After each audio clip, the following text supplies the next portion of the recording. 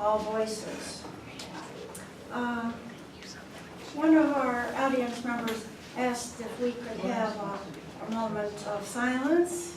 Lynn Sulima from Cornell. Close enough. Good evening, friends. I'll bet everyone in this room could use a quiet moment today. Whether you're angry, frustrated, confused, or grieving. Wherever your heart is tonight, in Texas, in Florida, in Puerto Rico, in Las Vegas, join me in a moment of silence for that.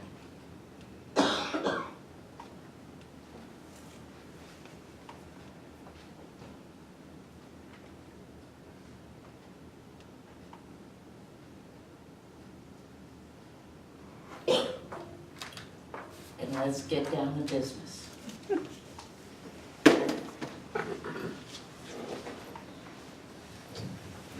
Thank you, Lynn.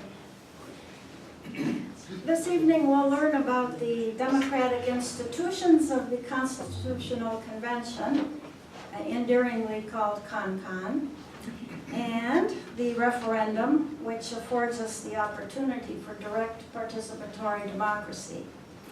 Thing is, most New Yorkers don't know much about it, but they'll vote on it anyway. According to Winston Churchill, the best argument against democracy is a 5-minute conversation with the average voter. You are clearly above average by virtue of being here. And that's helpful because, as JFK warned, the ignorance of one voter in a democracy impairs the security of all. Holding New York CONCONs every 20 years used to be fairly routine, but New York State has not held one for the last 50 years, 1967. This year, the New York State League of Women Voters board is voted to support a yes vote on the referendum. This is an extraordinary development. During the mid-20th century, the League was a great champion of state CONCONs. But for the last 30-some years, it has either been neutral or opposed. New York State League of Women Voters President Dare Thompson explained the change this way, quote, "We will be supporting the convention as a rare opportunity for citizens to take control of government and enact voting, ethics, and redistricting reforms. We have been urging these same reforms for many decades and getting nowhere. This past year, the leaders of both houses were convicted on corruption charges, and even then, the legislature failed to adopt meaningful reform.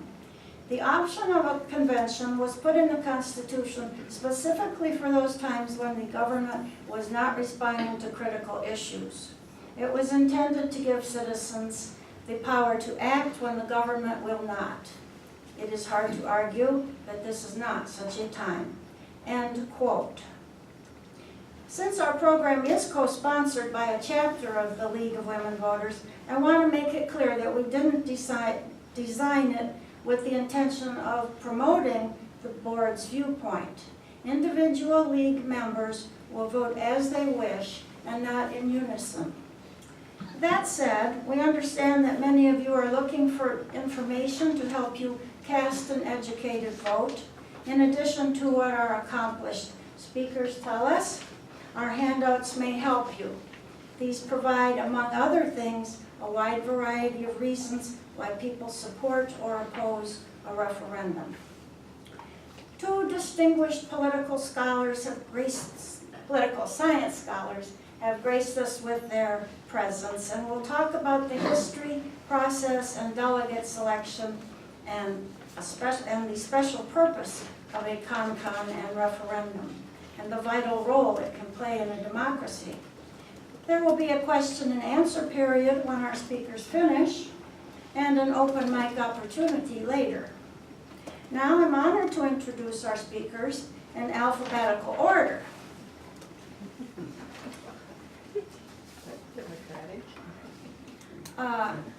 J.H. Snider, disguised here as Arphaxad Loomis, is the creator and editor of the definitive New York State Constitutional Convention Clearinghouse. He has a Ph.D. in government from Northwestern University and an M.B.A. from Harvard Business School. He has been a fellow at several institutions, including Harvard and Northwestern. While in Washington, D.C., he was an American Political Science Association Congressional Fellow in Communications and Public Policy. He is the founder of iSalon. Jim Twombly is an award-winning professor of American politics at Elmira College. He earned a Ph.D. in political science from SUNY Stony Brook. At SUNY Buffalo, he was an assistant professor of political science as well as an assistant dean for educational technology. He has run for public office and is a political analyst for WENY-TV. One of his forthcoming books has the intriguing title, Sex, Power, and Cover-Ups, Political Scandal in American Pop Culture. Both speakers are widely published and have an extensive curriculum vitae far beyond my introduction. There is more information about them in the red folders on the back table if you want to pursue, see what else they've written in articles and books. So I think we'll start with J.H. Snider. Thank you, Karen. Thank you.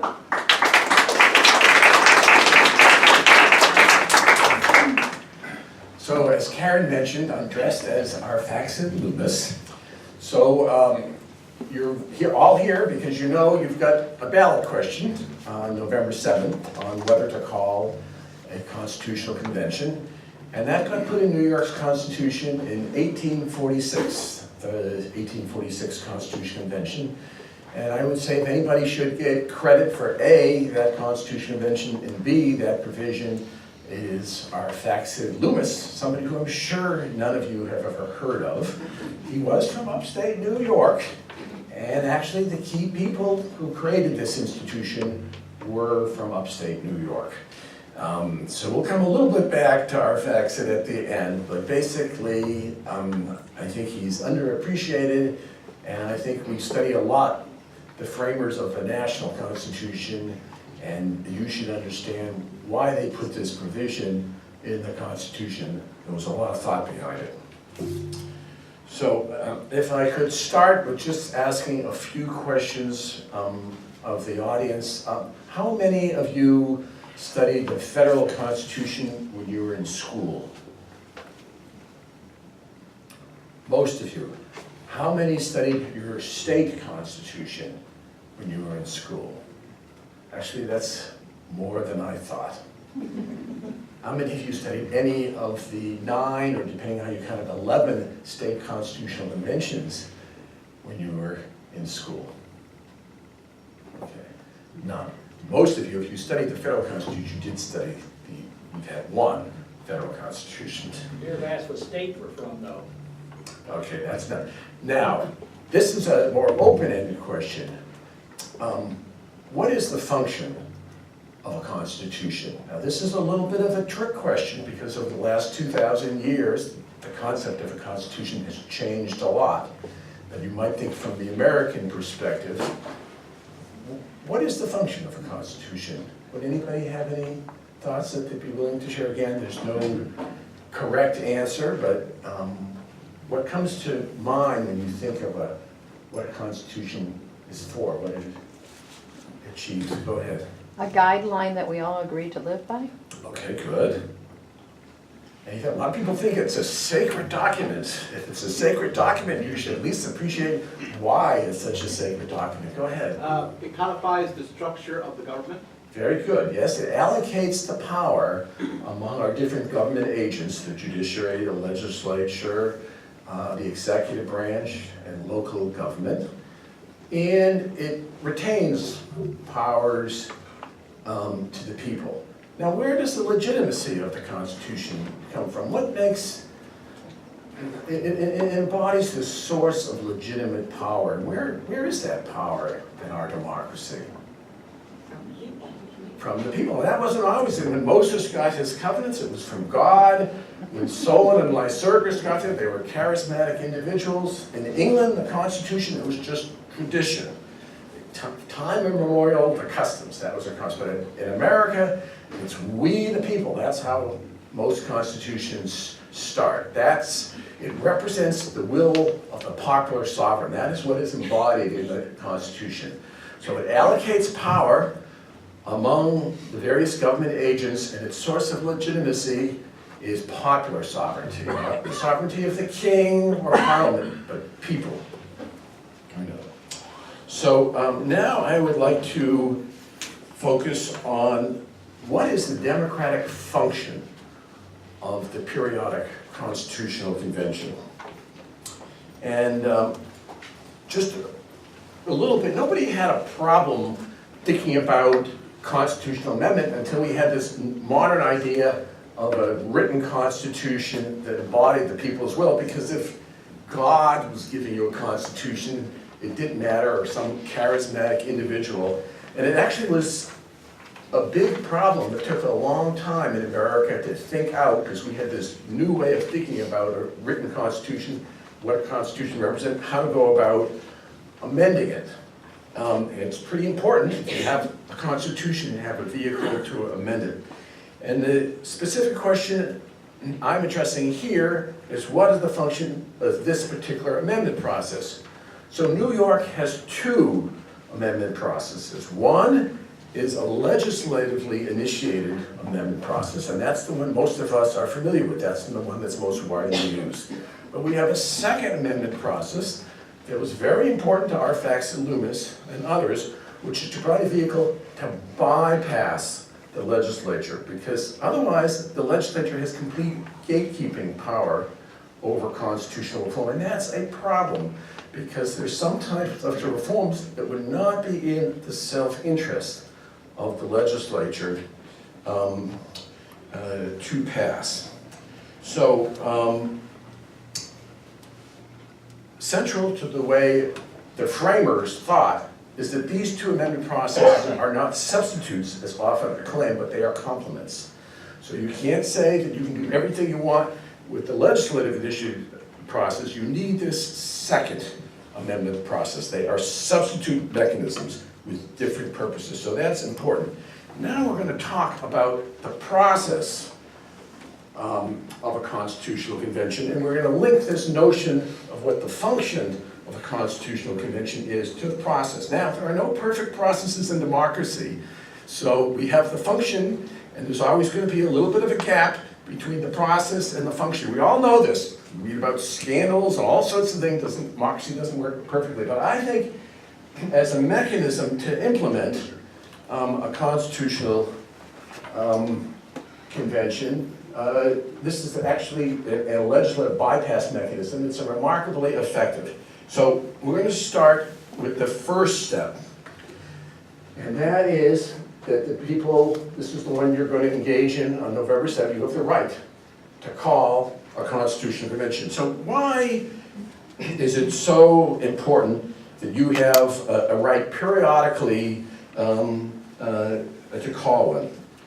And so the core idea was, because a constitutional convention is a check on the legislature. A legislature would not voluntarily, generally, unless they're extreme situation, call one, because why call something that would be used as a check on your power?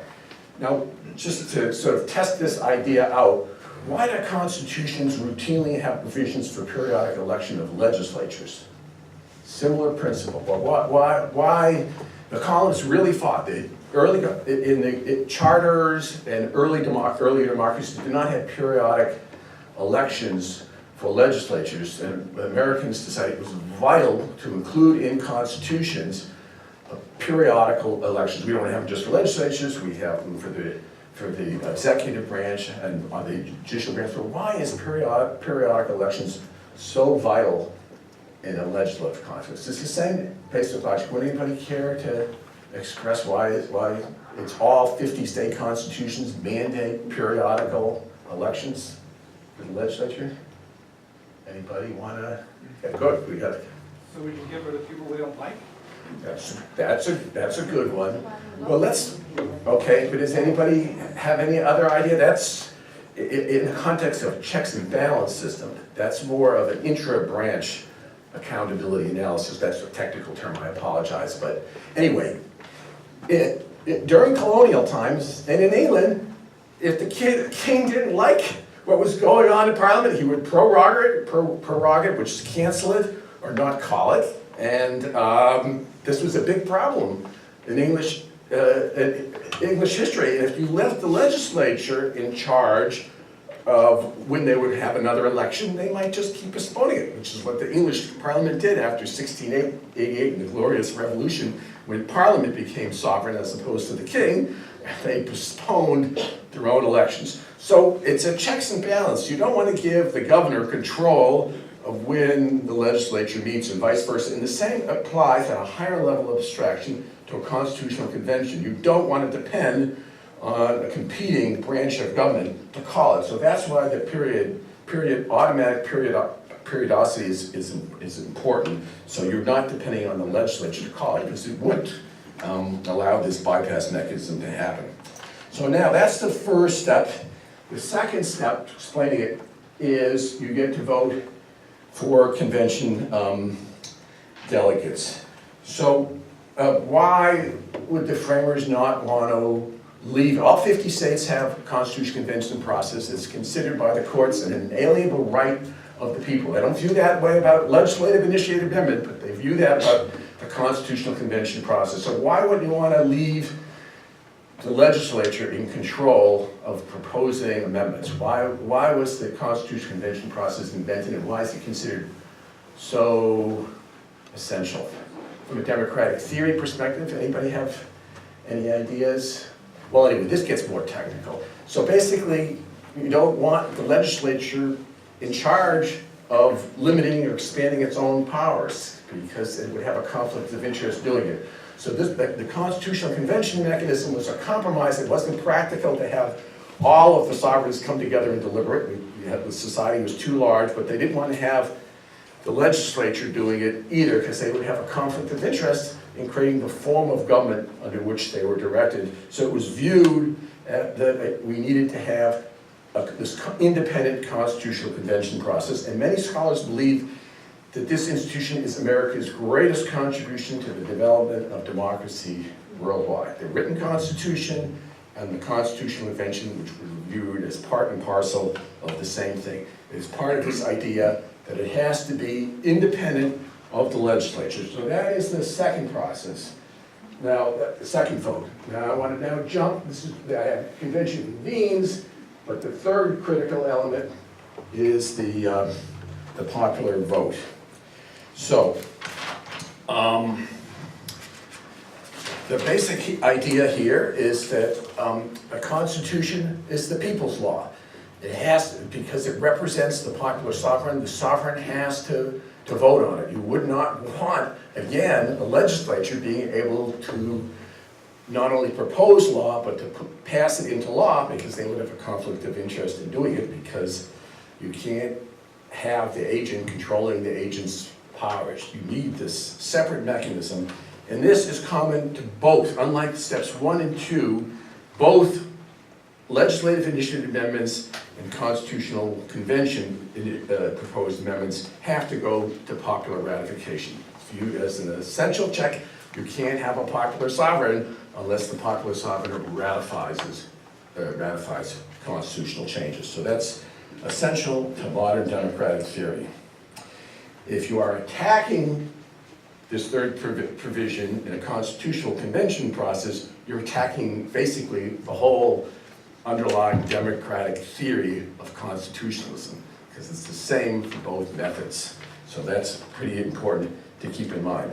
So now I'd like to move to the history of this institution and a few comments, and I'm going to show you a little slideshow I put together.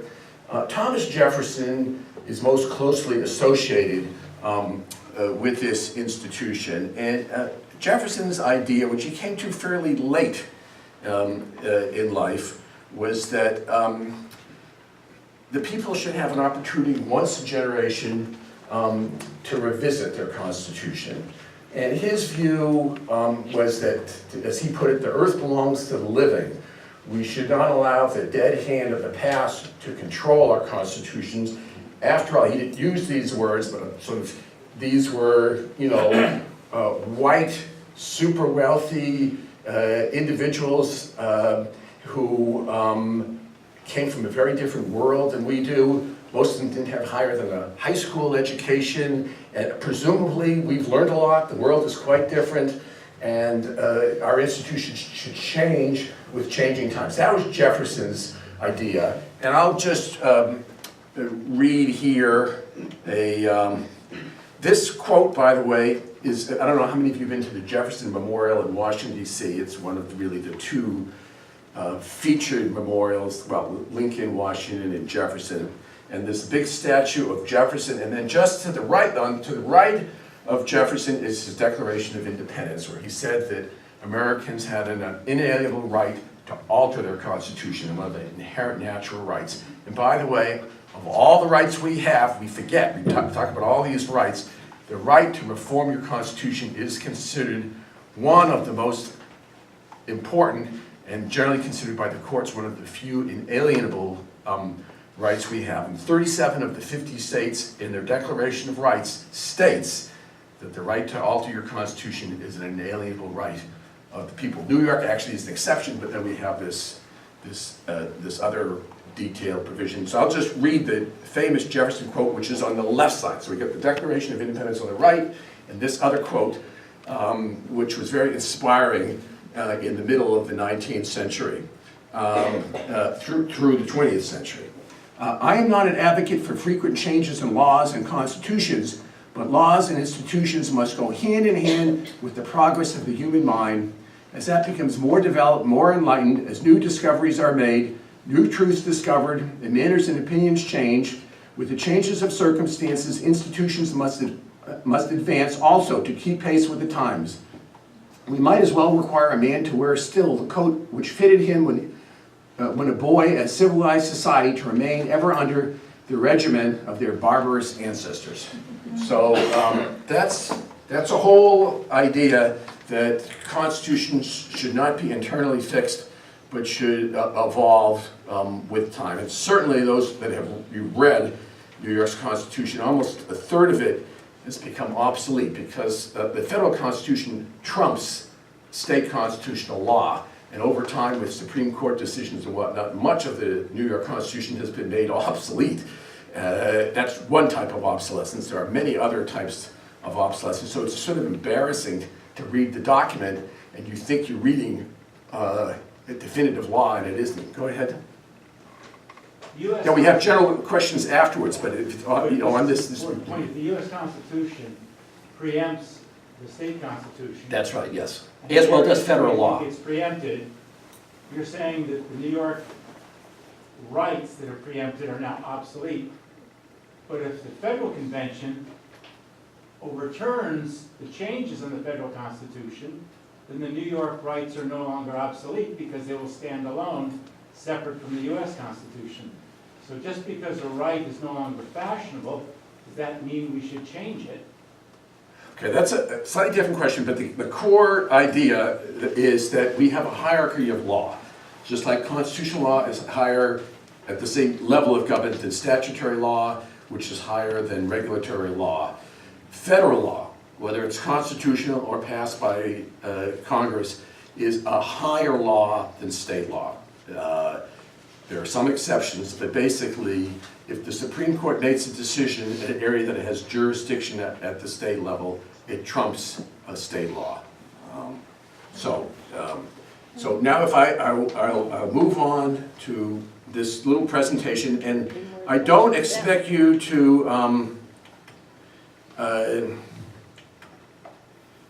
pick up the details, just the sense of, this describes New York's 11 state constitutional conventions since 1707. Just pick up a little bit of the feel of how things have changed, and the tendency until really the late 20th century to have a state constitutional convention in New York every generation.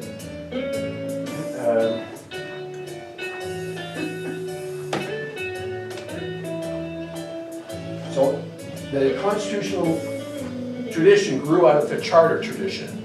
The king would create charters with his colonies, and then they turned those into constitutions. Perhaps the biggest change is the king was sovereign in relationship to the charters, and then the people became sovereign when we developed our Constitution. So I read that.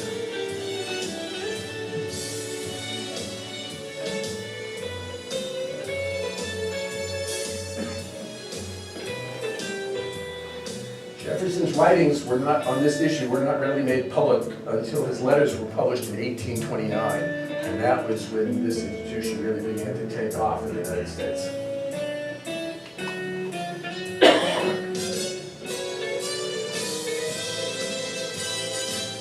So there's two types of state constitutional conventions. The ones that we're focusing on here, which is to propose amendments, but we have also a type of state constitution to ratify federal amendments. And the one we know best from school is in 1788, we had a state constitutional convention to ratify the federal constitution.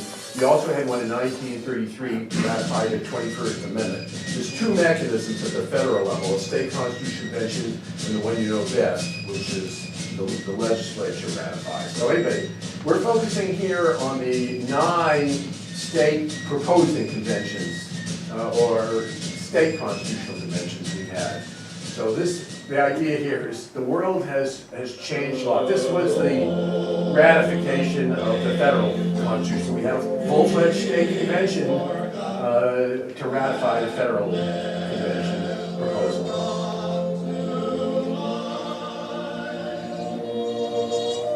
Alexander Hamilton was the key fellow at the state convention. He was less influential at the federal convention in 1788.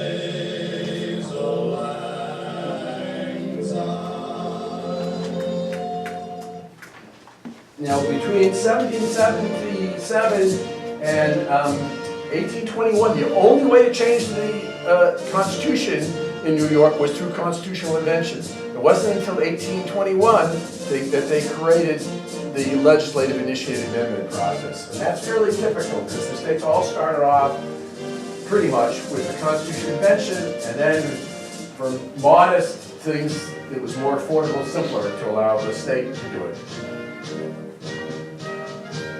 So between 1821 and 1846, there actually was not a concrete provision for a constitutional convention, and the 1846 folks said, that's not acceptable, we need a more independent mechanism, and out of that came the 1846 convention, Facts and Lewis, and the periodic constitutional convention referendum, which 14 states now have, and New York was very influential in getting other states to adopt this institution.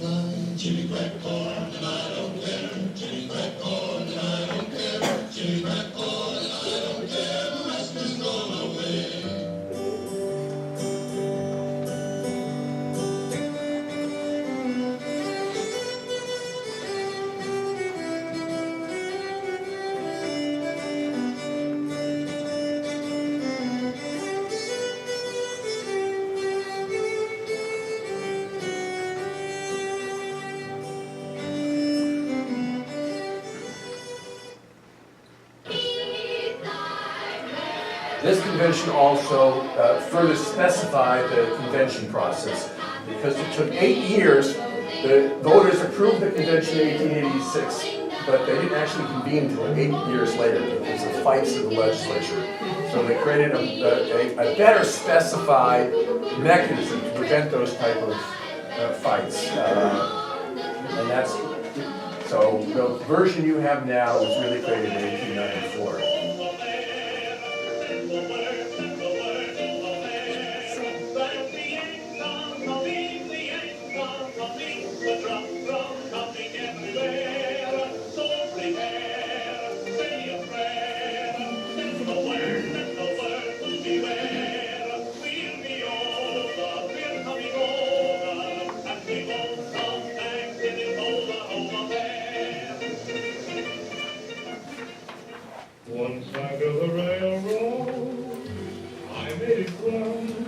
So this is one of the federal ratifying convention of the 21st Amendment with repealing the ban on prohibition. Now it's done, brothers, can you spare a dime?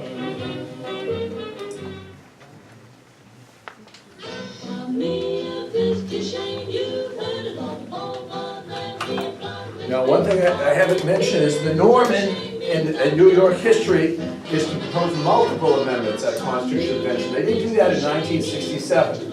What you normally do is you put the non-controversial amendments in one large package, and you put the controversial ones that might not pass in separate votes. That's what was done in 1938. There were 9, but the first one was a bundle of proposals that were non-controversial, and they put the other 8 more controversial ones in separate amendments.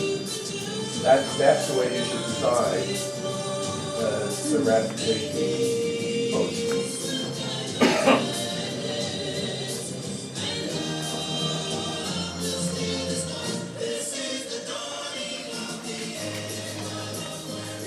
In '67, they actually came up with a very good constitution, basically, but there was a poison pill that put it all together, and that was enough to defeat it. I have an article coming out very shortly on the poison pill element of the '67 convention.